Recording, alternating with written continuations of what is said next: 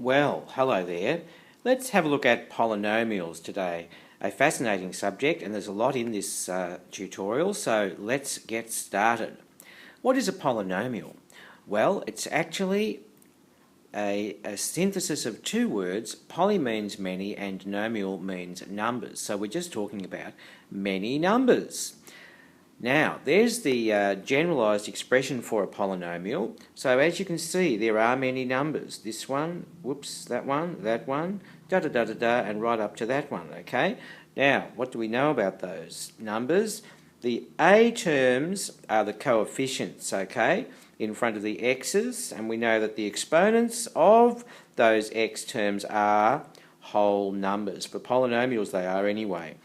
Now, a to the n, x to the n is what we call the leading term, and n, the largest power of x, is called the degree of the polynomial. So let's give an example to you. That would be a quadratic, which is a polynomial of degree 2, okay, degree 2. This one here would be a polynomial of degree 3, which is a cubic, okay. So polynomials and cubics and quartics, they're all basically polynomials, and you've been dealing with them before, but this is just a new name, sort of an overarching generational name for them. So let's do some application work now, which should shed some light on what we can do with polynomials and have some great fun with them. Example 1, what do we got here? So we've got a left-hand side, we've got a quadratic trinomial. We're saying that equals this, which looks suspiciously like we've completed the square to me, but we've got an A term and a B term in there. So if these two sides of the equation are equal, then we have to find what would be the values of A and B. Well, have you got a game plan? I think what we should do is expand the right-hand side. Yes, and let's do that, shall we? That looks like I've expanded that, doesn't it? Now let's get rid of that bracket and then just put we're gathering our like terms, an x squared term, an x term, and just a number term, part of which came from inside this bracket and part of which was already outside the bracket. So 9a plus b is just the number term. Now, hence we know that this equals that. Now that enables us, ladies and gentlemen, to equate some coefficients, because we know we only have one x squared term here, one x squared term there. So therefore we have no choice but to arrive at the conclusion that A must equal 1, because that's 1x squared. Do you agree with me? Exactly, we do. So we know that A is 1. Now what else might we know from the other coefficients? Well, this term here is just another A term, and we can see that that makes sense. 6a would be 6 if A was 1, because that's from the x term. What about this number term here? We know that 9a plus b has to come to 4, so that's going to give us b. Whoopee, there's 9a plus b equals 4, therefore if A equals 1, that means we've got, what have we got? 9 plus b equals 4, therefore b would be minus 5, wouldn't it? So that gives us the answer. So there we've got it, okay? Excellent. So we know how to equate coefficients now. Another one, number A looks similar to what we just did, and B is an interesting one because that's a show that question, where we've got to show that this polynomial, this cubic polynomial here, cannot be written in that form, okay? Cannot be written in that form. All right, let's go with A and see how we go with that. Right, A. So that's our expression, isn't it? Yes. Good. Now let's expand the right-hand side, shall we? Yes, that looks good. I hope you know how to expand this expression here using Pascal's triangle for the coefficients of the expansion terms. If you don't know how to do that, you better ask somebody, because it's very important and very convenient. So let's just expand that out and gather our like terms, as I've done here.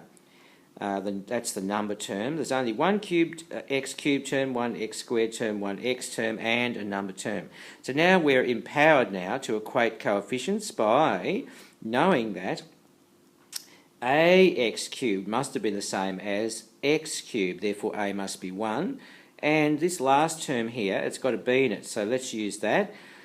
And we know that a plus b must be the same as 8. Yes, and if a was 1, I think it's very suspiciously like b equals 7, and it is. It is, okay? So you get that, don't you? Pretty straightforward, you can do that. Now, this number b is a bit more interesting. So what we're going to find here, ladies and gentlemen, is it's the same procedure as in A, but we look for contradictions.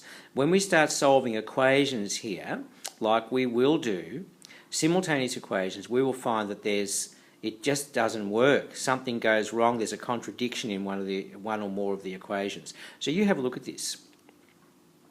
Now, the right-hand side of that situation there is that. That's the right-hand side of the equation, so-called, and we're going to expand that out, okay, as we do, and we're going to collect some like terms, okay. So we've got ax cubed plus 3ac x squared plus 3ac squared x plus ac cubed plus b. That's good.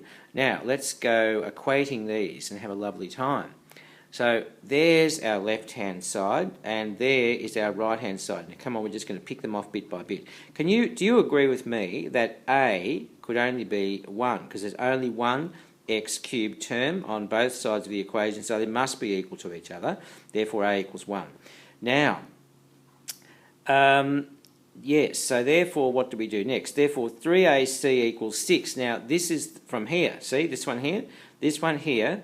3ac must equal this one here, and therefore we get a value for c now, which means I think if a is 1, the c squared, wait a minute, what am I doing? 3ac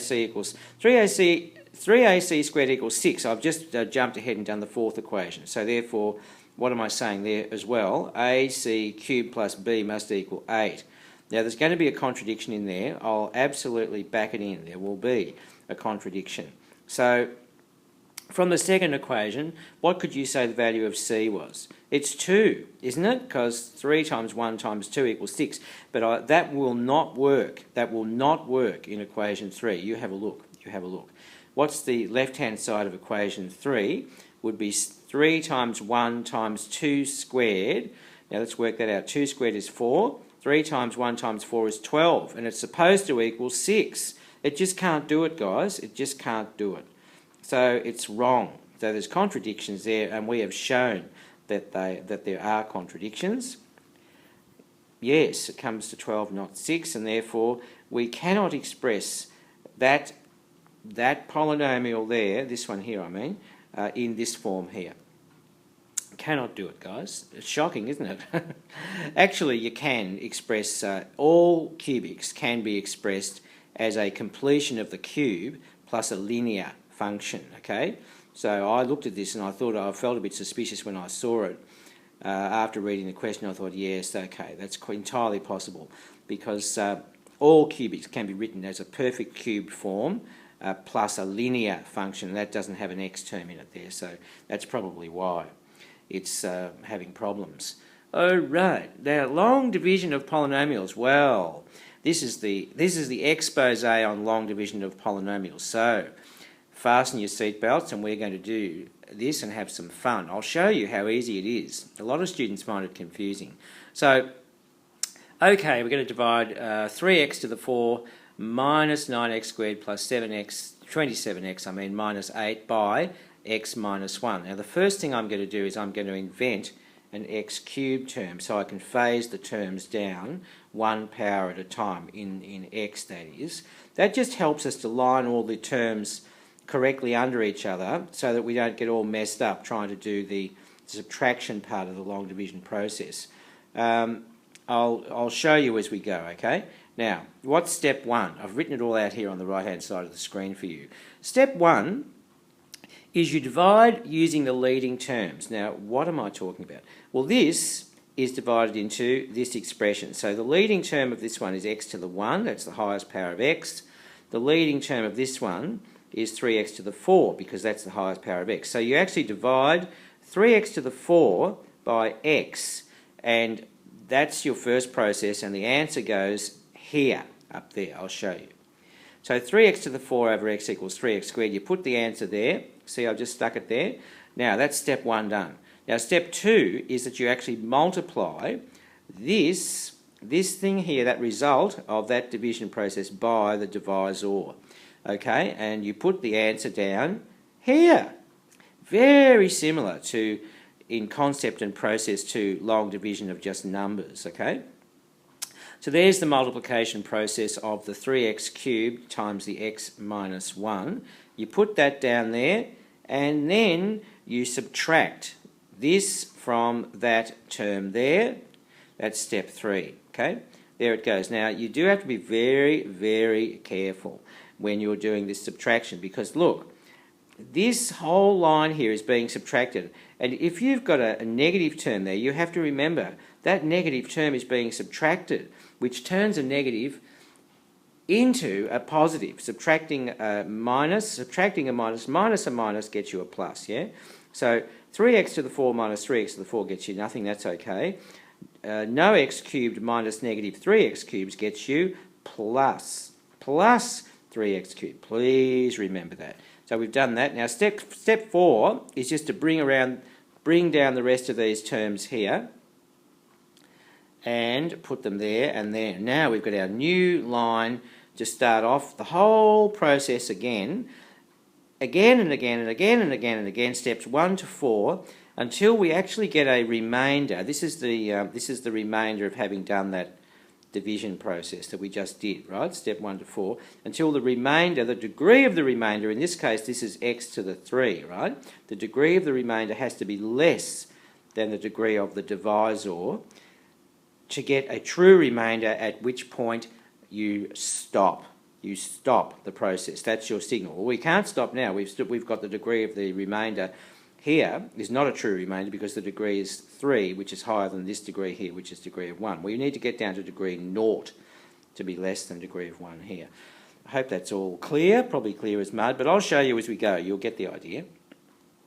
Okay, so step 5 is you repeat steps 1 to 4 until the degree of the remainder of the subtraction in step 3 is less than the degree of the divisor, which was x minus 1 in this case, okay? So let's start all over again now and go through the process of step 1 to 4 using this new line, okay, to guide us now. Okay, so yeah, that's the true remainder, yes. Now step 1, come on, what do we do? What do we do, guys? We get 3x cubed divided by x, and what does that get us? 3x squared. Now we'll go to step 2, where we'll do the multiplying of 3x squared by x minus 1, and that'll get us that. Now we actually go to step 3 and we do the subtraction. Now, do you agree with that? Please make sure you agree. Another booby trap. You're subtracting a negative. It turns us into a positive, so minus 9x squared plus 3x squared gets you minus 6x squared. Bring down the rest of the terms. Good show. Now that's our new line now. Now we start the whole process of step 1 to 4 all over again. We have to keep going because this is only degree 2, which is more than degree 1, the exponent, the number of the exponent is what I'm trying to say. Are you getting me? All right, well, come on. What have we got to do now? We've got to do minus 6x squared divided by x, yes?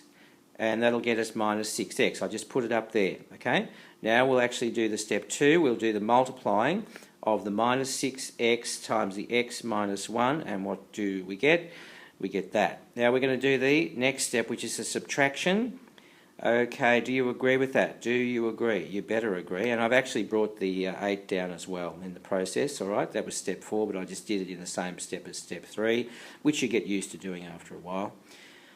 Now, what's the degree of this? This is degree x to the 1, so that's degree 1. This is x to the 1, so that's degree 1. Well, we still have to keep going until the degree of this is actually less than the degree of that, right? So let's do the same thing again. 21x over x gets you, what does it get you? 21, doesn't it? So put the result up there and then do the multiplication of this number times this thing here. And that's step 2. There it goes. Now we're going to do the step 3, which is the subtraction. And do you agree with that?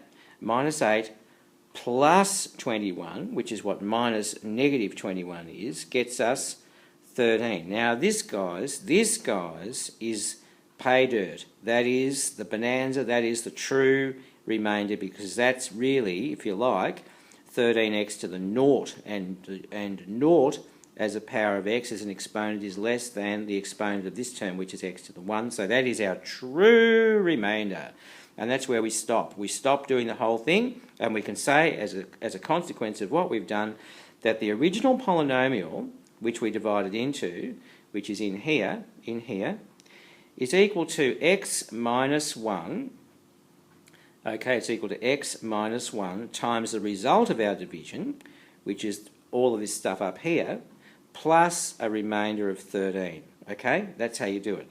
Now, that's one way of expressing your answer. If you want to then say, okay, I can divide both sides by what I divided by in the expression, and the equivalent result you'll get, just have a look at the next line, is this. Therefore, 3x to the 4 minus 9x squared plus 27x minus 8 all over x minus 1 is equal to 3x cubed plus 3x squared minus 6x plus 21 plus 13 over x minus 1, right?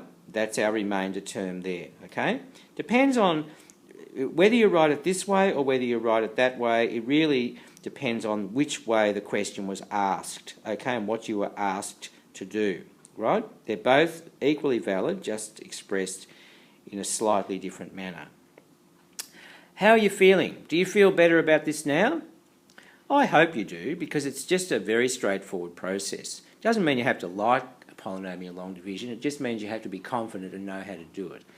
All right, the remainder theorem. Now, this is a fascinating little theorem that we're going to deal with now. This follows on from what we've just done. In fact, it follows on directly from what we've just done. So we had this, didn't we? We had that polynomial in the previous screen, and we found that when we divided by x minus 1, we got this, right? We got that as a result of the division. Plus, we got a remainder of 13, okay? So let me just spell that out for you so that I can get you to click onto what we're saying here. So dividing by x minus 1, when we divided by x minus 1, we got a remainder. I'm only talking about the remainder here. We got a result of the division and we got a remainder of plus 13, right? Now, from the above, let's see what I'm saying here. From the above, remember we divided by x minus 1, right? So if I was to plug in, take the right-hand side version of this, what we got, okay? What we got. If I was to plug 1 into that right-hand expression, right? What you would get is x would be 1. So that first linear bracketed term would be 1 minus 1 times, and then inside the bracket you've got 3 times 1 cubed plus 3 times 1 squared minus 6 times 1 plus 21, right? Plus 13. But really, look, see what is the value of this bracketed term here? If you put a 1 there, and it's 1 minus 1, what's 1 minus 1? It's 0, isn't it? So this, in effect, means, ladies and gentlemen, that by putting a 1 in there, that knocks out, by making this 0, 0 times anything is 0, this whole term, the whole thing, knocks out and becomes obliterated as a 0, and just leaves us with what the remainder was of the division of x minus 1. Now that's pretty fascinating. So there it is, that's just the remainder. So basically what I'm saying is, if I was to be careful enough to choose a value of x such that this x minus 1 term, x minus 1 being what we divided by, if I could make this x minus 1 term equal to 0, right, to 0, which in this case happens if we make x plus 1, right, then if we plug 1 into the whole expression, right, if we plug 1 into here, or indeed if we plug it into there, it doesn't matter, they're both equal, but it's easy to see what's going to happen when you look at this side of the equation. Basically, it will knock everything out and just give us the remainder. That is what the remainder theorem says. Now, all right, now you think about it. What about if I was dividing by x plus 2? Okay, what value, instead of going through all the palaver of doing all the cubic long division, and if someone just said, well, what would the remainder be?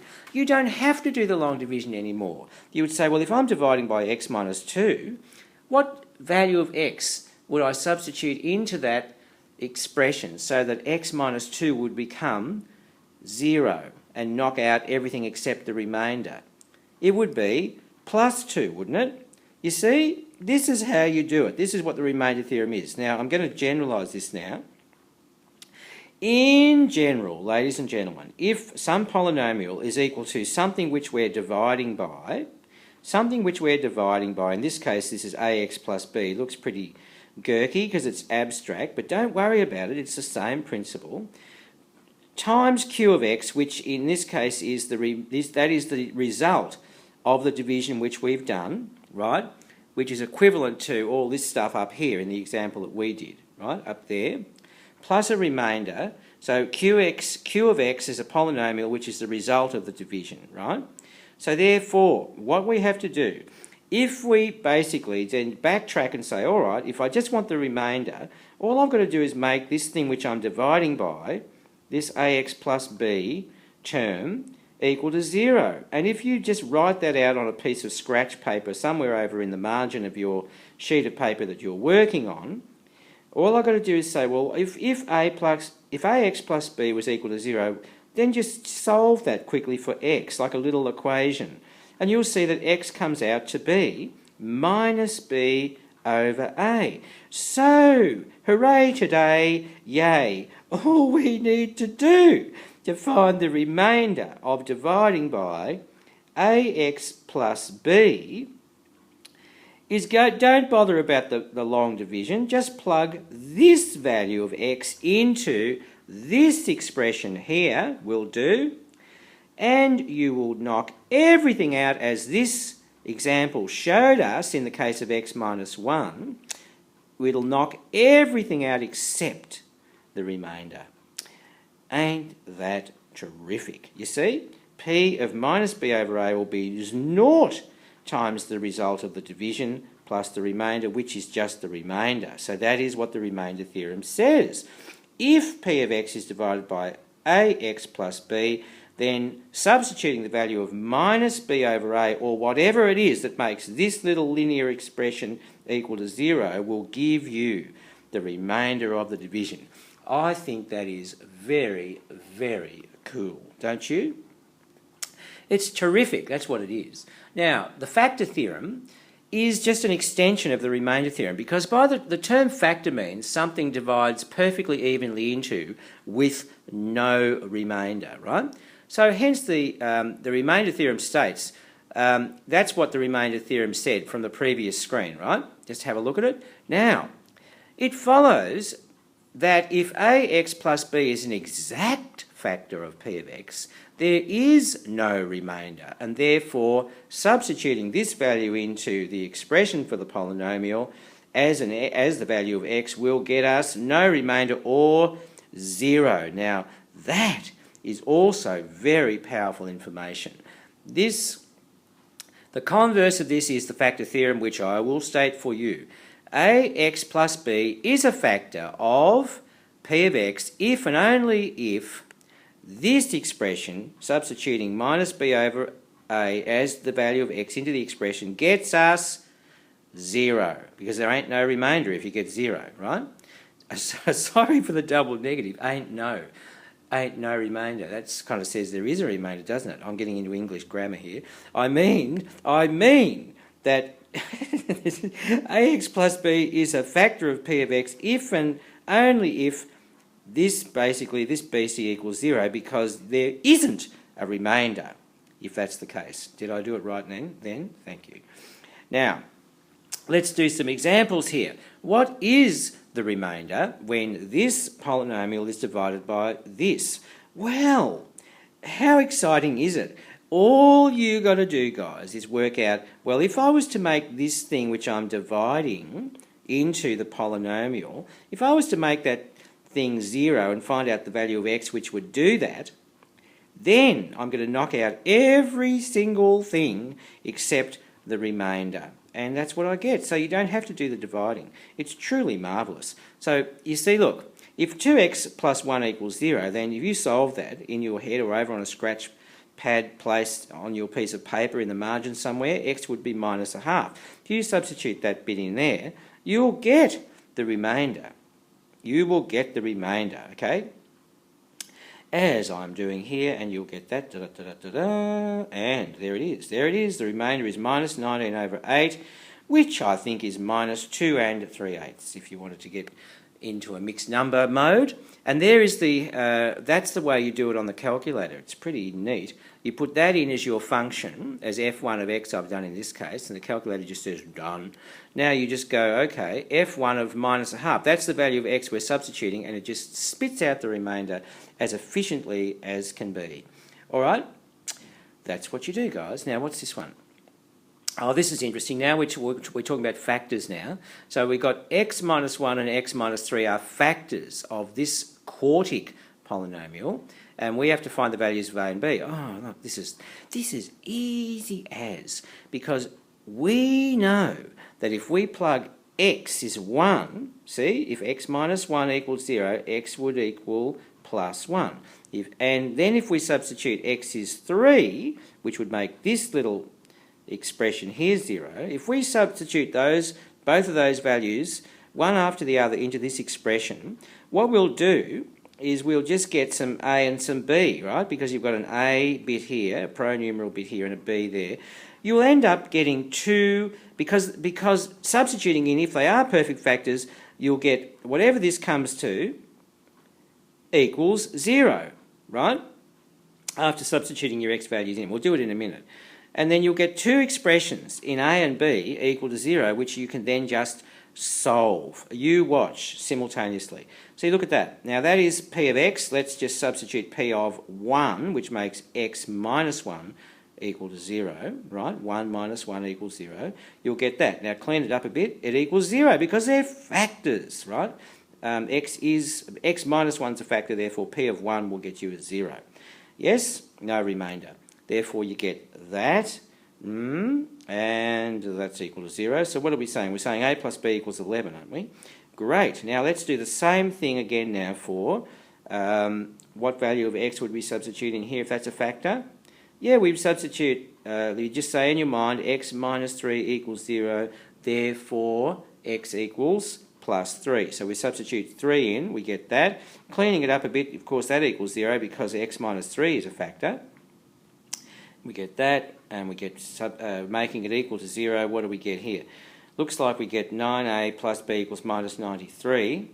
And now we've got 2 equations, you see? 2 equations. So we can solve those however we like. Probably elimination might be nice because we've just got a single 1 times b term in equation 1 and a 1 times b term in equation 2. So why don't we subtract equation 1 from equation 2, or the other way around if you prefer. But I've done it this way, and we'll get 8a equals minus 104. Now that looks a bit yucky, but it actually turns out that 8 goes into 104. I think it's, 13 times. Yeah, so a is minus 13. How easy is that? A is minus 13. Now we can backtrack, probably using this equation here, because that's a bit easier than this one. Coefficients of both terms are 1, and we can work out what b is very easily. Yes, okay, so we substitute a is minus 13 into that equation, and we get that. Where is it? Yes. Minus 13 plus b equals 11, therefore b's got to be 24. Yes, and we've solved it. We've solved the riddle, guys, and they look back over the question, make sure you've answered exactly what they want.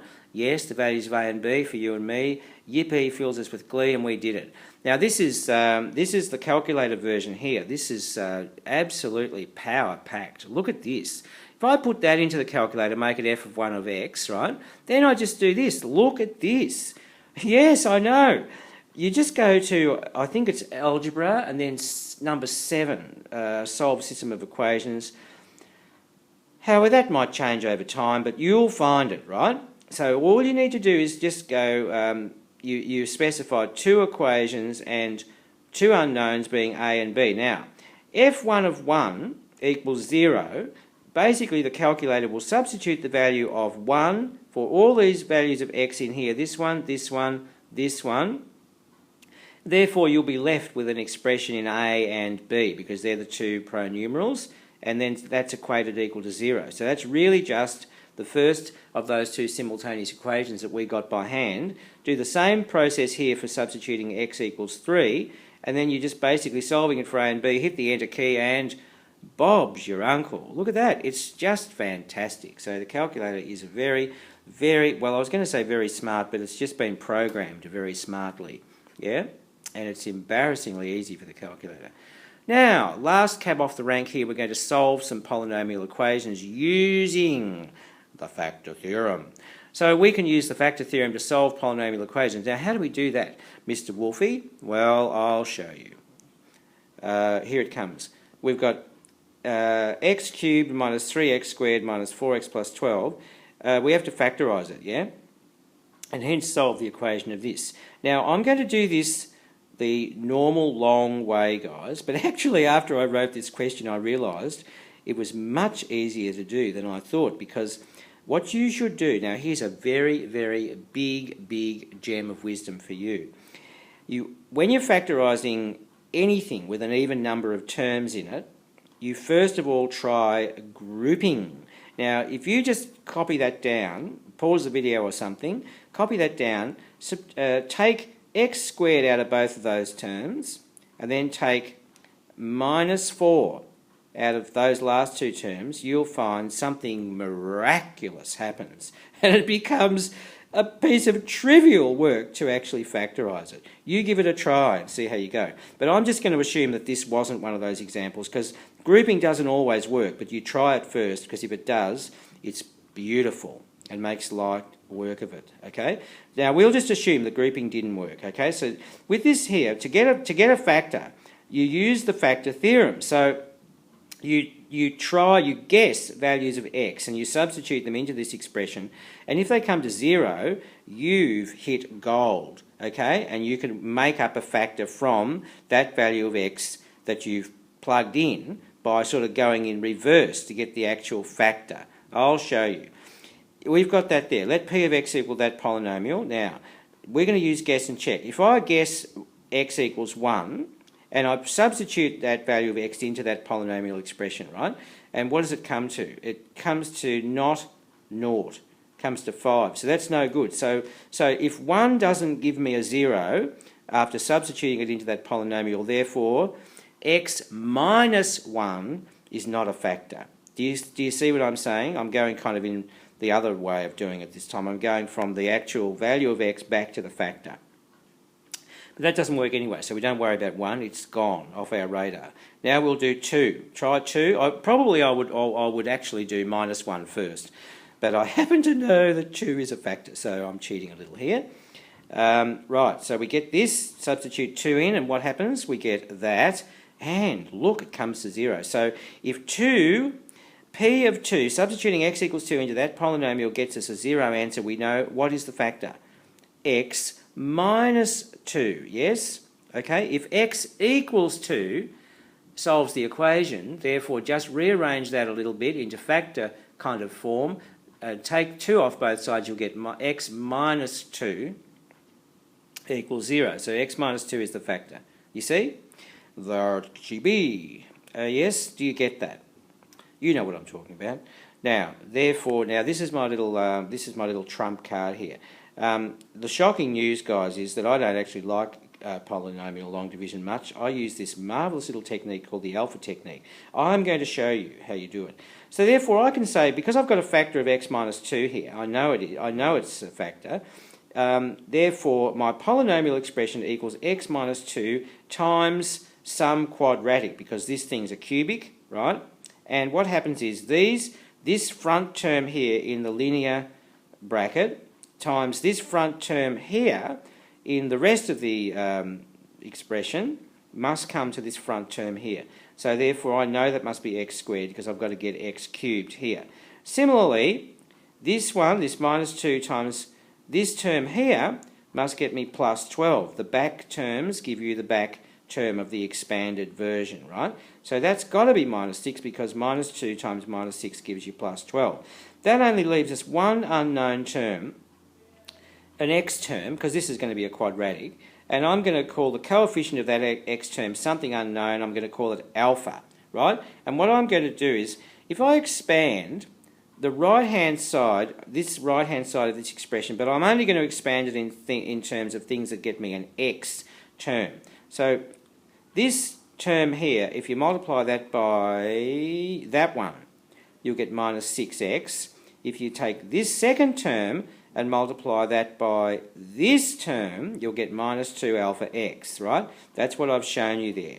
And then I'm just going to devilishly cunningly equate coefficients. You watch. So therefore, what am I saying? I'm saying this is the x term on the left-hand side. It's minus 4x. This is what I get after the right-hand side expansion of x terms. I get that, right? Now, if you just basically equate the coefficients, I can see that minus 4 must be the same as minus 6 minus 2 alpha, because that's what's multiplied by x on the right-hand side. Now I can easily solve this for alpha, yeah? Therefore, alpha equals, what does it equal? That equals minus 1. So that means I've achieved the full knowledge of what's in the rest of this expression for the polynomial without having done long division, which I find irritating. I'm sorry about that. You might like it, in which case you use it. But if you like my alpha technique, you can have it. It's beautiful. It's actually not my technique, but I use it all the time. Now, we've got to just press on now and fix this up. This bit here, because we want, what do we want? We want factorising, means we want linear factors. This is a linear factor. That's quadratic. That's no good. We've got to go further. Turn that into linear, two separate linear factors, right? And then we've got to solve the equation for the whole polynomial thing equated equal to 0. So we're nearly home, guys. We're nearly home. Now, what are we doing? Yes, this is easy. I can see this is so easy because 3 2s are 6 and minus 3 plus 2 gets me minus 1. That's my little technique for solving these quadratic-y thingies. That goes like that, right? It's just as easy as. Easy as. Now that's my factorised expression. I've done that. That's beautiful. Now all I've got to do is now solve that whole thing equal to 0 by using the null factor law, and I get that. And I'm done, right? And it's very, very exciting. So did you like it? Oh, that's the way you do it on the calculator. Look, isn't that embarrassingly easy? Look, factorise that. Calculator just says no problem. Next, please. Well, the thing is, it's better for us to use our brains to learn how to do it and get confidence, because the calculator is only a machine, but it is very impressive, isn't it? And that's the end. That's the star. The star, which is our symbol to go far and to conquer our mathematical wonderland and get really good at what we're doing. So thank you for watching my little show, and I'll look forward to seeing you next time, okay? Bye.